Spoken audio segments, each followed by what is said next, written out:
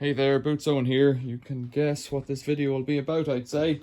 Henry, HVR200A.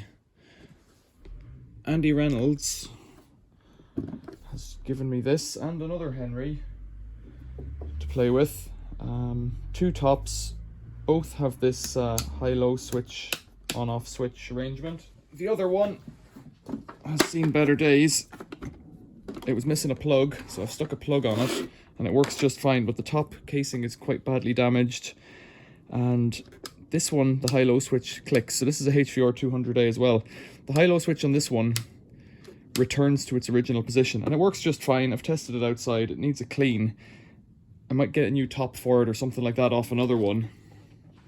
But the motor seems fine and I just needed to put a plug on it. This one, however, doesn't have a plug. I tested it with another carousel, probably the one off that motor, or that head unit. But the issue with this one is it should flip back and it doesn't. So this one I think has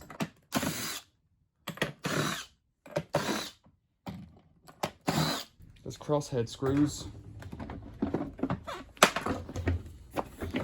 Let's take them off. That's it there. I've given it a wipe inside as well. It was a bit sticky. And I don't think I have a wire for this. I have other ones that I could take apart and replace the wire, but that's not really the subject of this video. This video is just about this fellow here. And you need to keep that safe as well if you haven't got the wire on it. So I've taken out 4 screws. Then I'm going to flip this thing back. Let's do it on this side. There's a little tab here. Let's do that. It just levers out. It kind of snaps off. It's quite grubby. I think it was picked up in the scrapyard down in Lincolnshire. And find a way to angle this up so I can see what I'm doing here and you can see it with two. Right, here it is. Now I've got my little bag of Henry spares. And I believe I have one of these. I don't know, I have 2 of them actually. Don't know if either of them work.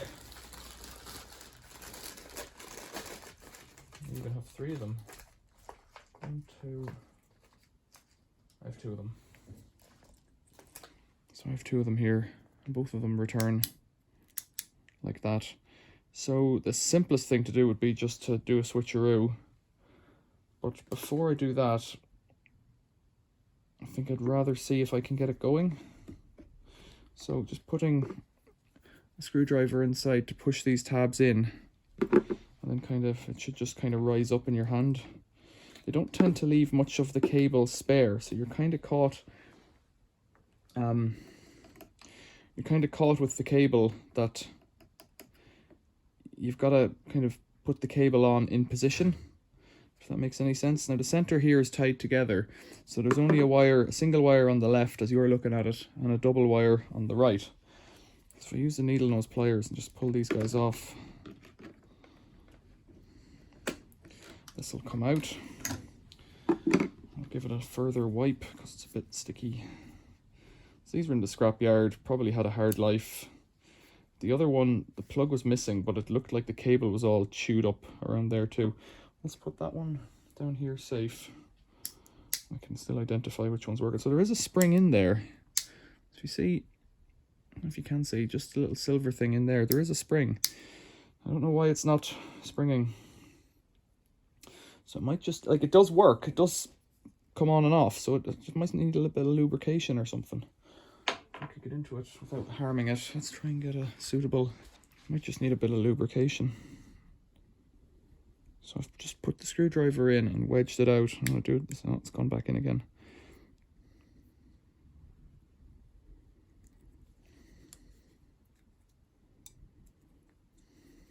A knife would also be an idea in this situation. So every time I'm putting it in, it's popping back in again. Now, when something's broken, you don't have anything to lose. It's just going back in every time I lever it back in. Every time I lever it one side to the other, it's just popping back in again. Let's put that knife, let's put the screwdriver underneath it. Like that, and get the knife in here without cutting my hand. There we go. So now both of the rocking tabs are up, and this spring will pop out. So I'm just going to take it out very carefully. There we go. So there's a spring-loaded white thing at the bottom there of that fellow, and there's the spring on that side. There's a little cover plate, and then there's the little rocker arm in the bottom. So I think that rocker in the bottom that makes contact is probably just fine staying where it is. And if I give everything else a clean, it might work again. Don't know why. Doesn't look to have, sometimes you open these switches up, and Andy's done videos on this as well, Andy Reynolds. You open these switches up and they're caked in, or not caked, but they've arced inside, so their switch is burnt out, and you can recover them a bit, but they're brass plated with either silver or something like that, maybe chrome, but hopefully silver. This looks to be reversible. So that just goes up and down. There's no resistance from that. So I wonder, can I wrap the rag around the screwdriver here? Just try and clean the sides a little bit, because it was like it was sprayed with something sticky. And that's the issue with scrapyards, is that, you know, if someone throws a engine block or something over it and it dribbles all down it and all that kind of thing. Let's drop this fellow back in here. And the spring went on this side to return it. And then the only bit that really moves is this guy, so let's very carefully clean this fellow.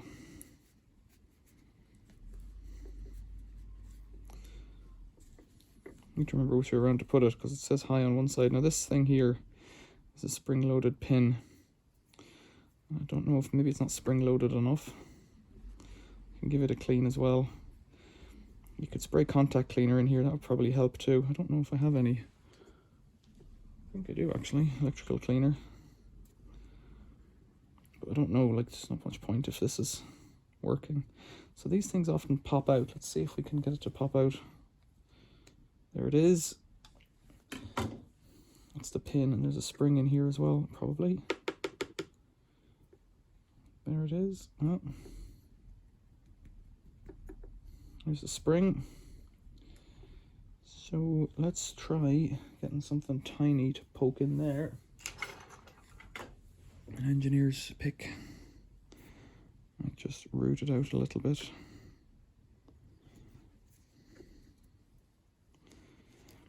So you can figure out how long this takes. That looks pretty clean to me. You can figure out how long it takes me to do this from watching the video. And you think, you know, if I was better equipped, if I had a tidier workshop or whatever, just give that a clean without losing it. You know, and if, like, I've never taken one of these switches apart before, so I'm kind of making it up as I go along, if you come to expect.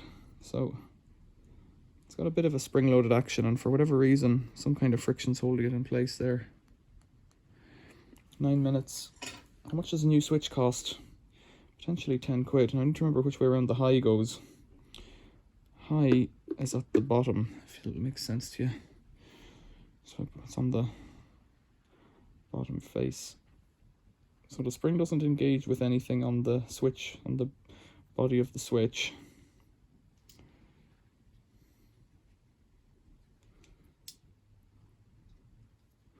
So this should just snap back in. There we go.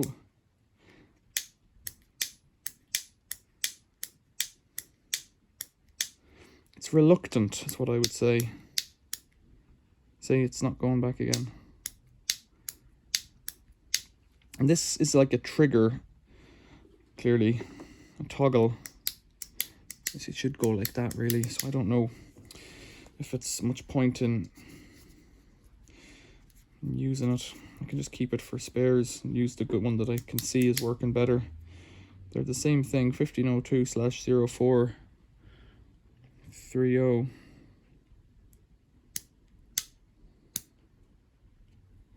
Let's try and put some cleaner on it, mostly just because it's here.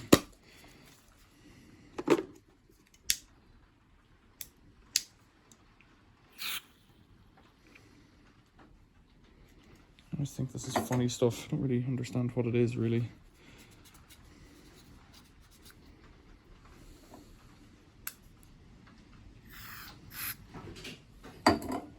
It's still not making it go back any better. So it could be that the spring has lost its springiness, if that's a word, elasticity, strength. No, it doesn't.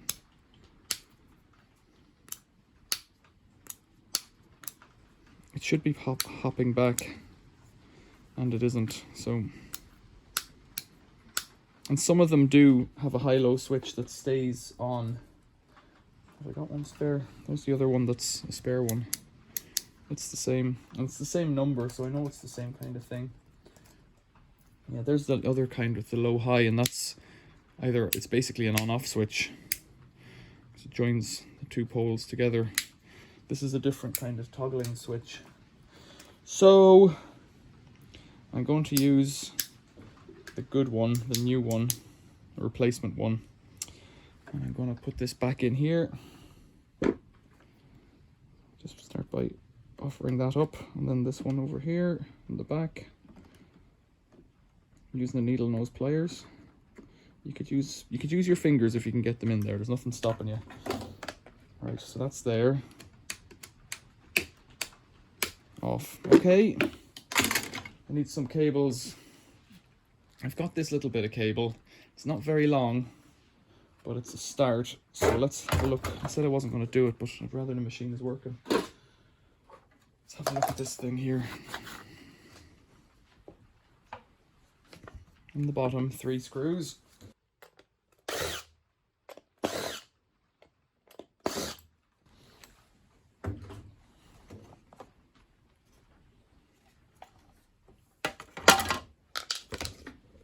And then we're in.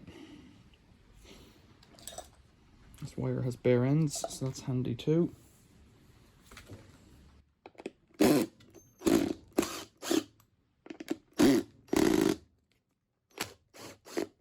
Reluctant to come out there without a screwdriver. Alright. So this guy has brass ends on it, and I'm not going to put them back in. Little brass crimps on it. So we'll just have to force it in. They're pretty well laid out. It has L and N and an arrow to show you which way to route the cable. So let's put that like that. Screw the neutral back in. I'm going to hand tighten it with a screwdriver because I think that's a good idea. The thing you need to do to be sure of whenever you're replacing cables is that the cable is thick enough for the motor. And this is a 1mm squared cable, which is quite beefy as appliance cables go. Kettles, this machine, I don't know what does it draw? 1200 watt max. So if you can imagine, a kettle would typically have 1.5mm squared of cable, and it would draw between 2 and 3 kilowatts. Then, given that this is either a half or a third of that, you really need about 0.75 or greater. Simple enough. That's in good and tight. It's a bit nasty. That screwdriver's not a great one. Right, so then you route the cable, tuck that in, zigzag around. Oh, I did what I didn't. I always do this. Brr. Right, drill back. You know, if you know. If you don't, it'll become clear in seconds. Somewhere on the table is a little lump of black plastic. Where did I put it? There it is. You're no good without this fellow. You could do it without it, but it's the guide for the wire. So let's do this again. I don't know how many times I've done that, and you don't really need to see it, but it's reality.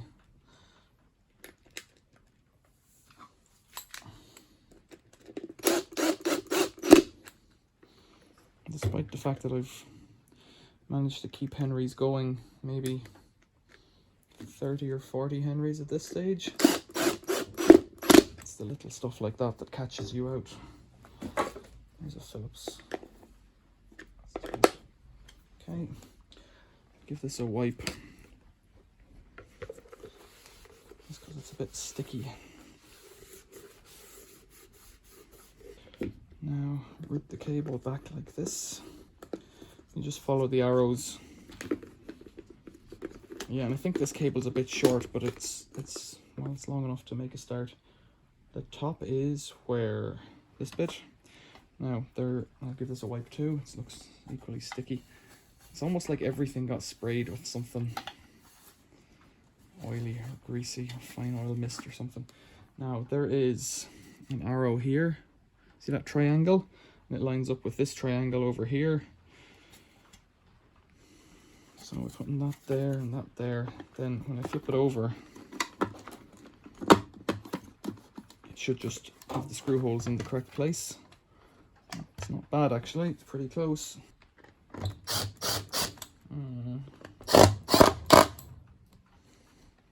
Why am I not going in? Has my cable fallen out perhaps? I don't think so.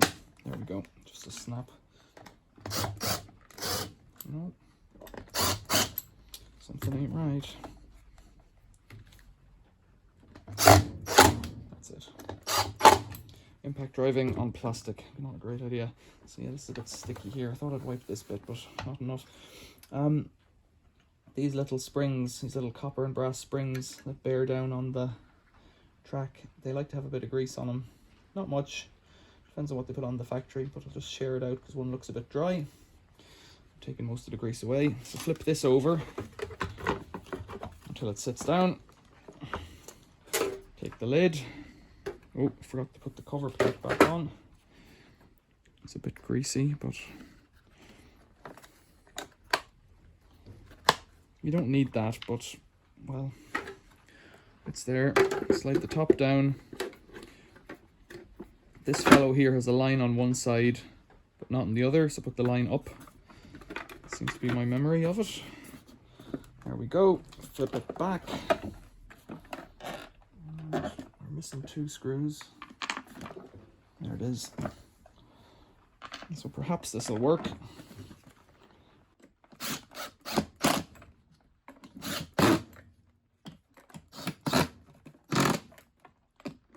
I don't know why the screwdriver bit, I think it's just old. I don't know why it's not gripping correctly. Let's get some of them in right and others not so well. Okay. Should work if I plug it in. I've got this cable all wound up now. The way it was, it has a knot in it. So undo this. You've been here for nearly 20 minutes now, and that's good. If you're still here, you might have learned something, and hopefully videos like this will show you that you can do it yourself. I don't think that's a very long one. So it's turned off. The dust will blow out here if it's going to blow. Now it's live. Sometimes the indicator here goes live. Depends on the model, I guess. See if we can keep an eye on that, because there should be an LED in there. So it should start low.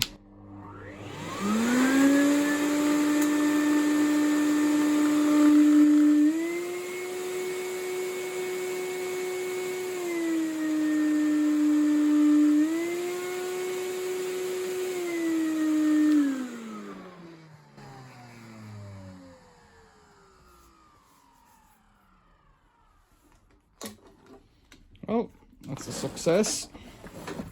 The other one just works. I put a plug on the other one and it works. Tommy Hanlon commented that black plugs on Henrys are a better way to go. It's, I guess, a matter of choice. Now I've got 2 more Henry tops.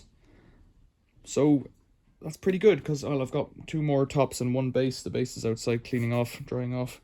The motors are the things that have been catching me out recently, but you know, keeping a few spare parts around, and you can see how small the bag is here. It doesn't show you how many boxes of these things I've got in the cellars. There's a control board. I don't know what's that off, but they tend to be color coded, so you need to replace it with the color you've got, although there's different codes on the back there for what you need to replace it with. I'd say that's red or orange, probably orange. Part codes. You can get all the parts for Henrys, but the motors aren't cheap, and I don't want to pay for any of these things. Right, questions or comments, leave them below. If it's been helpful, maybe tell me about it, or if you're stuck, ask a question. Thanks for watching. See you later.